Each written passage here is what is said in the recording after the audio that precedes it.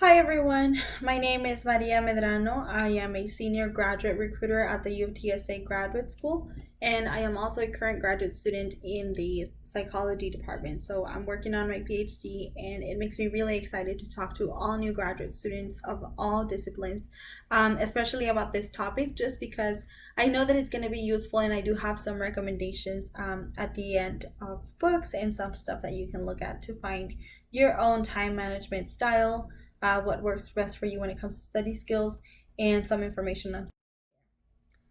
So, I wanted to give you a brief overview of what's going to be covered today. We're going to go over time management, what to expect. So, in the transition from either the workforce or undergrad to graduate school, it's going to be a different type of time management because there's going to be a lot of information that needs to be absorbed and a lot more responsibilities because you take more of an active role when you're a graduate student.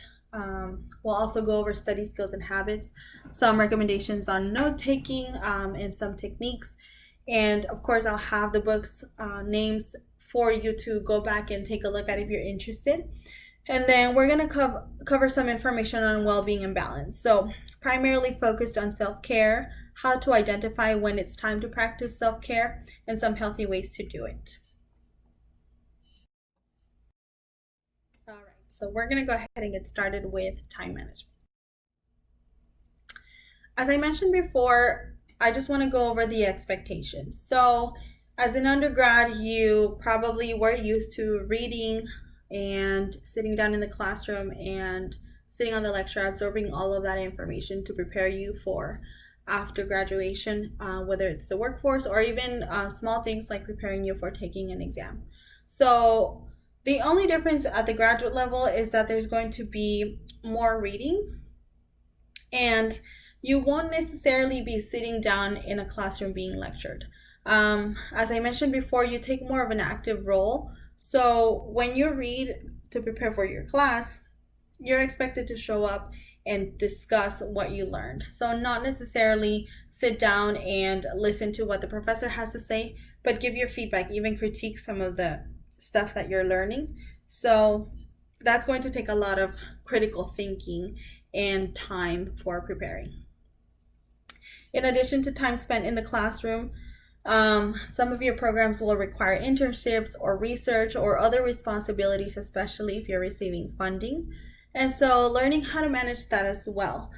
When you're just starting in your program, more than likely you'll be focused on coursework, but just as an expectation for later in the program, for those of you who are counseling students or social work students, there's going to be hours that you have to complete in order to be qualified for licensing.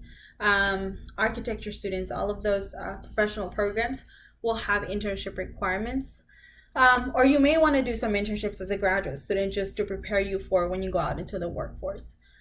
For the research programs, you might be expected to spend some time in the labs, or maybe some of your classes will require lab time, so you have to take that time into account as well. And then, of course, working on your thesis or your final project towards the end of your program. That's going to take time because not only are you doing coursework, but you also have to prepare this final huge project. Another thing to take into account when it comes to time management is that some of you might be handling multiple roles. So some of you may be parents, a spouse, you might be taking care of your own parents. So it's important to take that into account into how you're going to manage your time as a graduate student. So some things that are helpful are coming up with schedules on when you're going to take care of those responsibilities.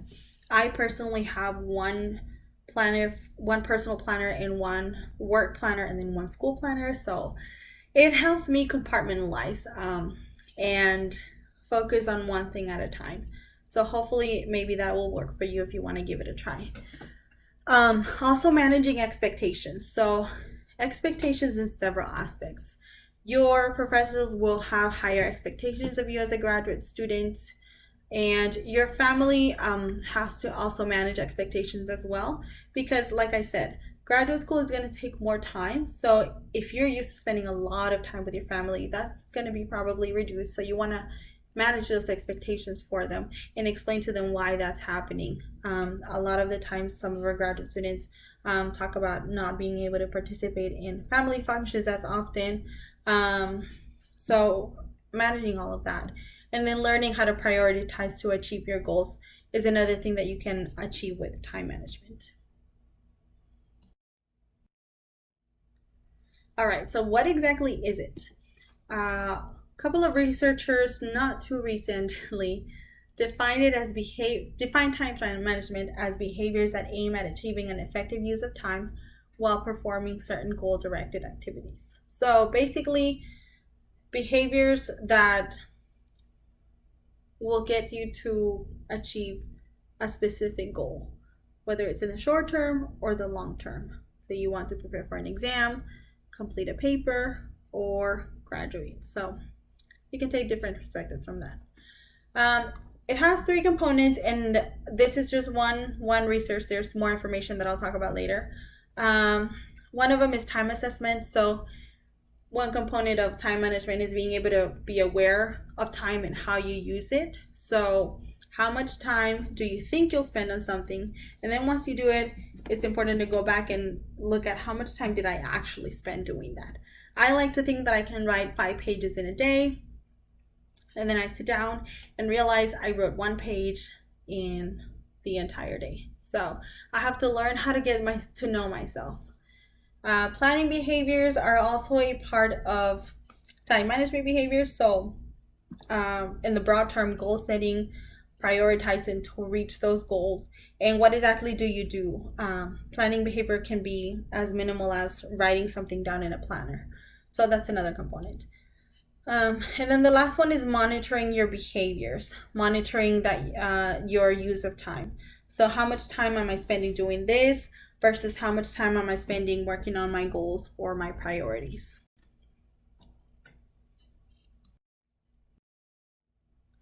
So there's actually a measure of time management, and it has several components that you either are high on or low on, and they're basically the behaviors that we were talking about. So the first one is setting goals and priorities. So how good are you at that? And you can basically assess if you're good at that or if you need a little bit of work. Mechanics of time management. What do you like to use? Do you like to use a planner, or do you like to use an app, or do you like to use calendars, electronic calendars? So all of that falls under mechanics of time management. And then generally, preference for organization is just a trait that a lot of people who are really good at time management have. I believe I mentioned it earlier, but I just have a couple of things that I found very interesting when I was doing some research on time management. The main one is that it's related to GPA. So the more skilled you are at managing your time, the higher your GPA. And then the other finding that I thought was really interesting was that time management skills have a greater impact on GPA than time spent studying. And that makes a lot of sense, because you can spend a lot of time studying, but if you're doing it ineffectively, then it may not really impact your grades. But if you manage your time and you learn how you study best, then I think that's when you can have a greater impact on your grades. And we'll definitely go over some tips on how to study, how to take notes, and how to make sure that you absorb that information and are able to use it later.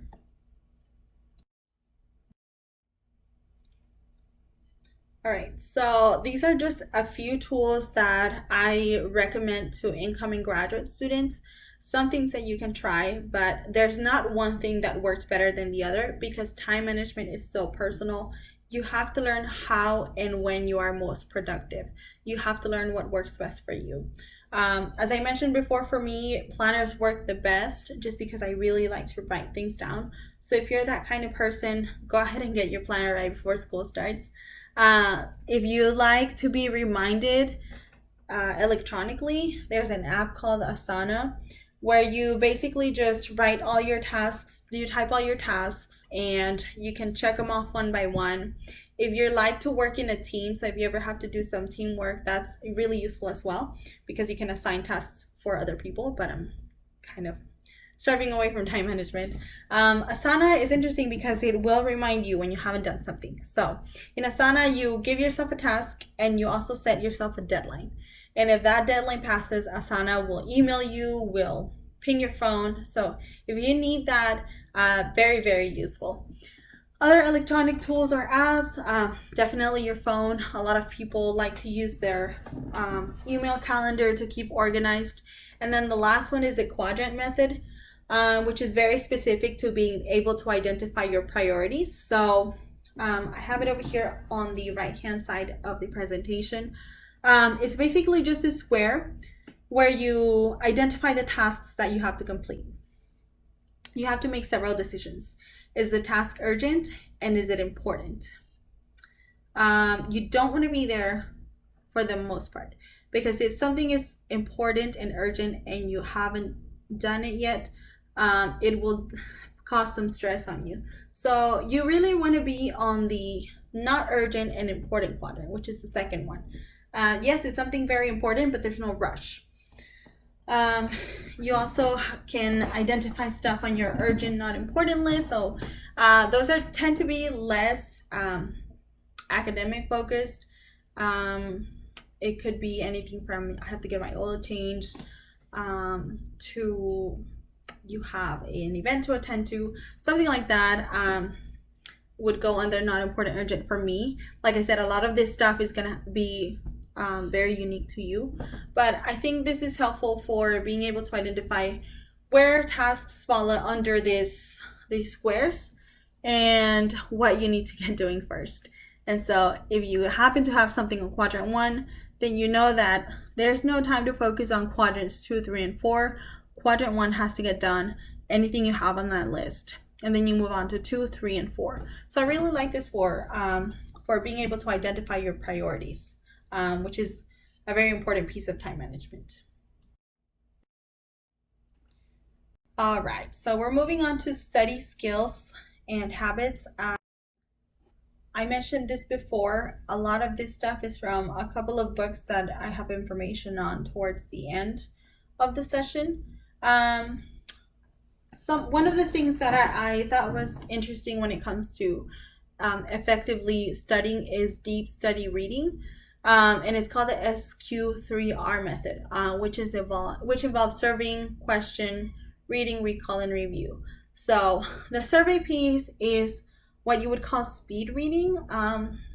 You don't necessarily read the chapter or the article that you're focusing on. You just start looking at the title, headings, subheadings, maybe the beginning and end sentences of some paragraphs, just so you can get an idea of what the article is about or what the chapter is about.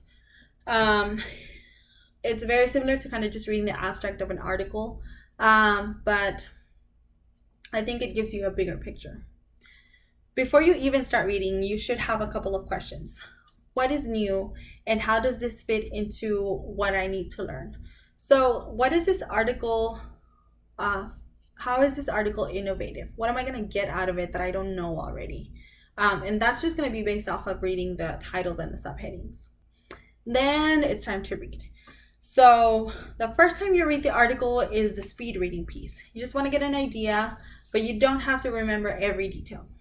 The second time you read, you focus on the parts that you identify as the most important.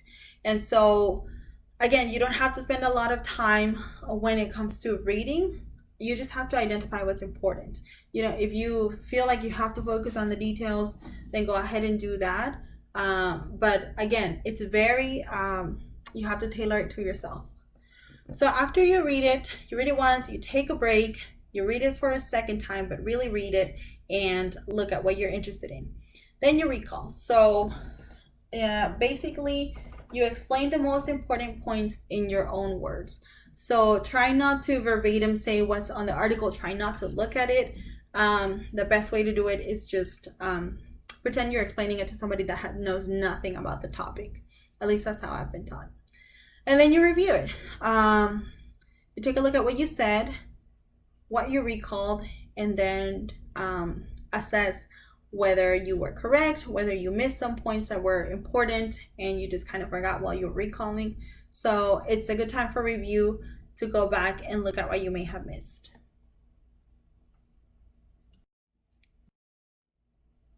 All right, so once you're done reading, of course you have to take some notes, right? And so when it comes to reading, you really, when it comes to taking notes, I'm sorry, you really want to make sure that you already read the article. I used to tend to start taking notes before I had even read the chapter or whatever it is that I was reading. I just kind of, a lot of the times, even copy word by word what was on the reading. So go ahead and do what I mentioned before. Take a look at the headings, speed read through it, read it again, and then start taking notes. When it comes to lectures, you don't really want to spend a lot of time taking notes. You want to be more engaged in the lecture. I had a classroom where a lot of the students really were interested in getting the slides that the professor would show, because it's a lot easier to go back and take notes. But most of the times, the notes that are on the slides, whether it's a professor teaching you or maybe you're going to a speaker, are for them. So the notes that you see on the slides are usually for the speaker to remember points on what to say. So you won't get much out of that. You really want to be engaged and focused. When you do write stuff down, you want to get the gist of it. You want to get just the essentials. If there are any new words, especially in your field, you want to write those down and maybe go back and figure out what they meant if you missed that, and go back and clarify and summarize your notes.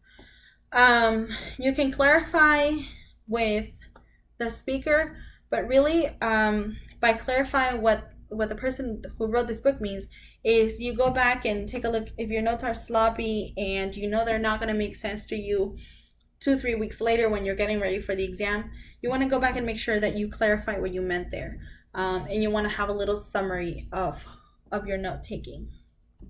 And again, you want to do this within a day, because 2-3 weeks later, even a few days later, you may not remember, because you were hopefully engaged in the lecture. Another thing you want to do if you really want to add some notes when it comes to lectures, is you can leave space between the notes.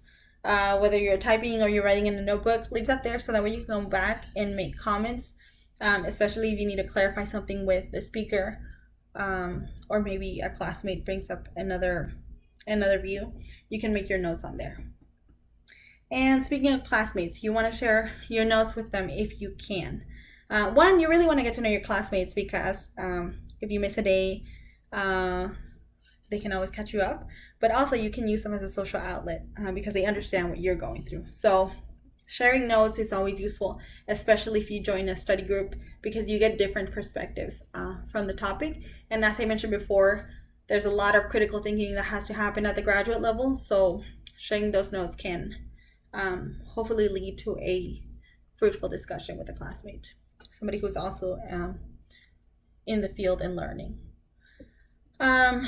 There is a suggestion from a researcher about color coding, and that's more for you to go back and take a look at your notes. It should be easier for you to identify key information and definitions, because you know they're a specific color. If you want to focus on facts and figures, then you know that's another color. If it's something that you don't necessarily want to focus on now, but you are thinking about, maybe it's going to be useful for your thesis, you can color code that as well. So color coding is basically pretty useful for going back and being quick at picking up the information that you need at the moment. So it's apparently pretty useful, according to some researchers. All right, so some more tips on effective study habits is the approach matters. So a lot of times when you think about studying, or when I think about studying, I think of it as a task. I don't feel like it. I don't want to do it. I'd rather be watching videos, as everybody else in my family is doing during this time.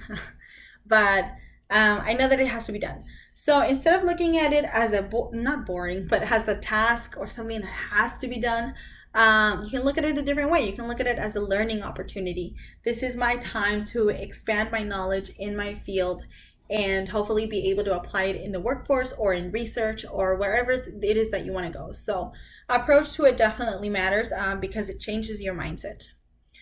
Another thing that's important is location. So I know I keep saying that everything is pretty much dependent on you, but yes, where are you most effective? I personally don't like to hear any sound at all because otherwise I can't concentrate. So I do really well in study rooms or in my room, whereas other people do better when they're in a study group where they can talk with others and share ideas. So learn where you work best, learn where you're most effective, and where you absorb the most information. And that's going to take some trial and error. Um, Once you find your perfect spot, make sure that you only take what you need. So take your notes, take your notebook, take the article you're reading, the book that you're reading, um, just what you need to learn. I don't have phones are the enemy here, but I usually have it with me. So if you don't want to be distracted by it, just go ahead and put it somewhere where you can't see it because it can be a pretty big distraction. So that's why this third point says take only your necessary items because to avoid getting distracted. And then the last thing is practicing. So whether it's alone or having a family member help you or in a study group, it's important to practice because you learn as you teach others. And so a lot of the things that have been useful, at least for me, is flashcards, especially having someone who doesn't know anything about the topic help you with flashcards because then you learn to explain your research or your ideas in your own words, and it's easier for other people to understand. So if you can explain something really complicated to someone who knows nothing about the topic, then I think you're doing really well. So these are just a few ideas on how to practice. Talk to yourself, teach others, learn what works best for you. Right here at the bottom, I have the two books that I was talking about. So the first one is Study Skills for Psychology Students, a practical guide. I know it says for psychology students, but I definitely think a lot of the information there is useful for any discipline. And then a more general one is Studying for Success by Palmer, 2004. All right, so on to our last section, which is well-being and balance. One thing that I really like to remind graduate students is that graduate school is temporary. As it says here on our quote, it has an end date. So I know that at times it's going to get hard. Sometimes people feel like giving up, question why they're in a graduate program, especially if they have other responsibilities. But I think it's always helpful to know that there's an end date, that this is not the rest of your life. You're doing this for a better life. And so it's a nice reminder. All right, so even though thinking that there's an end date and all of that stuff, you can still feel stressed. So that's not always going to be super helpful. So it's always important to make sure that you pay attention to your body and whether it's warning you or not. It will definitely let you know when you need to practice self-care. And I think it's important for you to be able to identify when your body is trying to say that it's burning out and that it needs a break.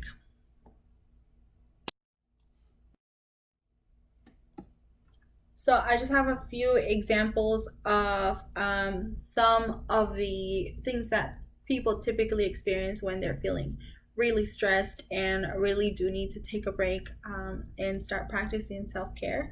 So a lot of these are pretty much opposites of each other, but disturbance in sleeping patterns, whether you can't sleep or you're sleeping too much, that could be a sign. And of course, if it's just some of the less serious ones, and you're just experiencing one, then I think you should be fine. But if all of these start building up, then I think it's time for you to either talk to someone, let it out, and hopefully use some of the self-care techniques that we'll be covering today.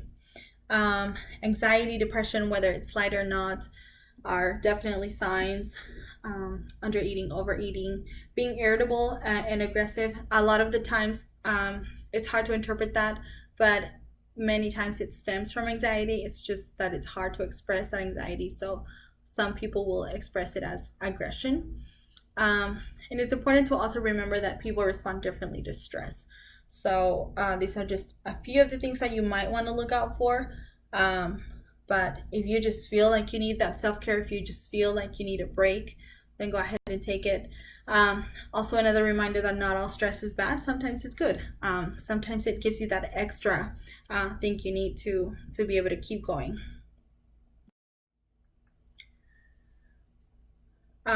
Just going over a few things that I think you will find familiar.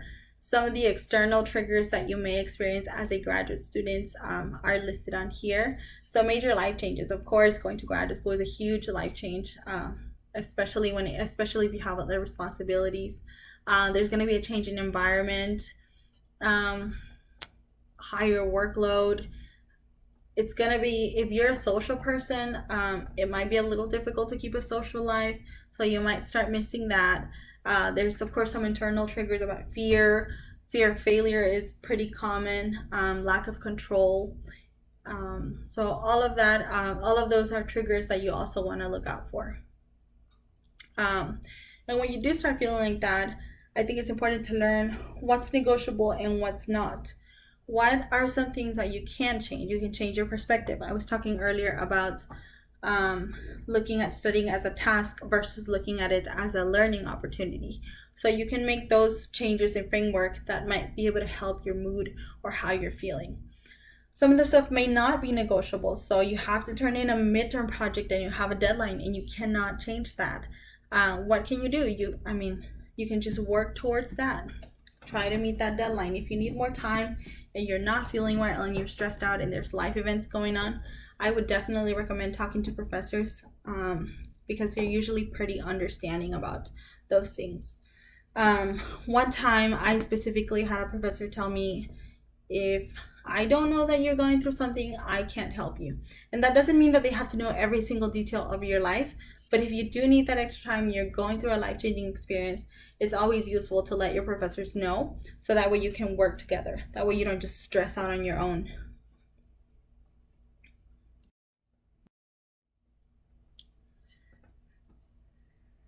I know that it can be hard to practice self care because a lot of times some people think it's something selfish, but it's really not. It's definitely necessary, especially when you're going through all this transition, whether it's from undergrad to grad or the workforce to grad school. It's a transition that can definitely burn you out if you overdo it. So some tips I guess that I have on here are exercising, eating well, taking breaks at all types of levels. So whether it's taking a break when you're studying or taking a day off to just socialize and be with your family, be with your friends. Sometimes it's fun to socialize with people in your program because they know what you're going through. And then other times you want to socialize with people that know nothing about your program so you can forget about it for a little bit. I know that you might enjoy it, but not as much when it's pretty much your entire life, taking over your entire life. um, Sleeping in, taking a nap are other forms of taking breaks, and of course, as I mentioned before, taking a day off to relieve some stress.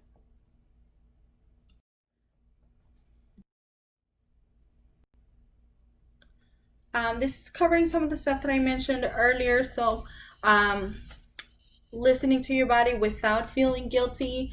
Just because you take one break, one day off of school, that doesn't mean that you're gonna fail. That doesn't mean that you're not being responsible. It's just you're doing something for yourself because your body needs it to be able um, to stay sane. You don't want to stress your body out. Um, some things that I tend to do and I tend to see in other graduate students is it's really hard to say no sometimes. Saying no to helping others, maybe study, saying no to helping family members or attending family events. It's important to learn how to say no, because you don't want to overwhelm yourself. You're already dealing with all this, managing the time that you have now, managing the responsibilities you have now. So learning when you have enough responsibilities and when you can't take any more at the moment.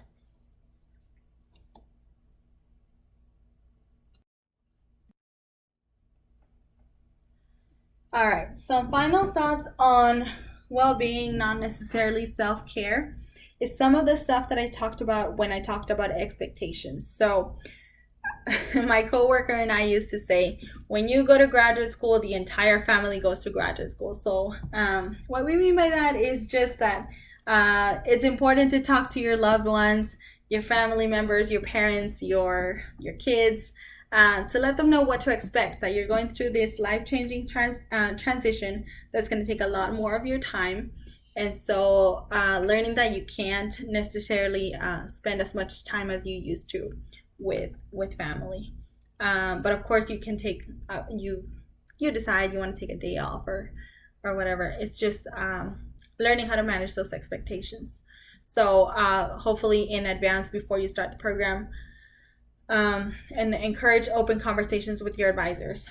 So not only with your family, but with your advisors. Like I said, if your advisor or professor doesn't know what's going on, they're not going to be able to help you. So usually what I encourage working students to do is first day of class, go ahead and let your professor know that you're working full time, whether you travel, which was part of what I had to do. I had to talk to the professors because I knew that I was going to miss some classes. So have those open conversations about some stuff that might come up in the semester, so that way your advisor or professor knows to expect it and hopefully is able to help you out. And then of course using family as a social outlet. You can use your family, you can use your classmates, maybe some friends outside of the discipline. If you're a social person and you want to take that break, go ahead and take it. And then of course using your resources available. We have counseling resources. Your classmates can be resources. So everything that UTSA has to offer, go ahead and take advantage of that, so that way you can have a successful academic journey. All right, well, this would usually be time for questions, but I know that this is a session that you'll be viewing on your own. So if you do think of any questions, again, my name is Maria Medrano. You can reach me at 210-458-4335 or maria.medrano@utsa.edu, maria.medrano@utsa.edu. If you have any questions or you just want to talk about some of the stuff that was covered, if you want some extra tips, or if you want some information about some of the research that I covered on time management, I'll be happy to talk to you about that.